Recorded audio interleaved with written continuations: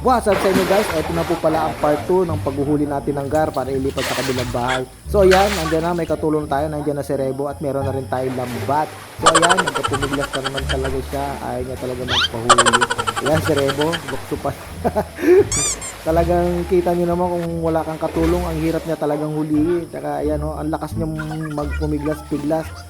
So nahuli din namin siya after inutos. So nahuli din namin siya guys. So ayan, nakakita pa kami ng bayawak dyan na nasa puno. Ito, nasa puno. Adobo ka sa gata. Kaysa, pag di ka tumakas, yari ka kay Rebo.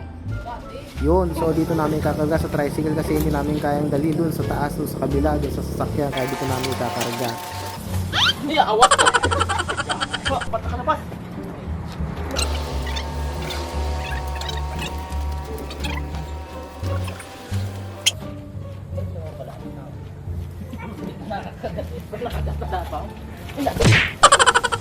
At ayun na nga, nahulog pa yung gar, kawawa naman. So ayun guys, gabayan na natin siya papunta doon sa hulo, sa bukid.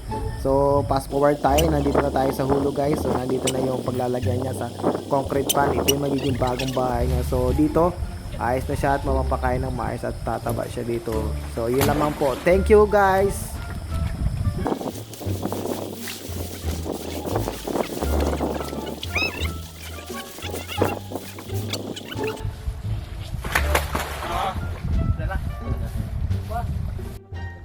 Yun na po yung bagong bahay nila.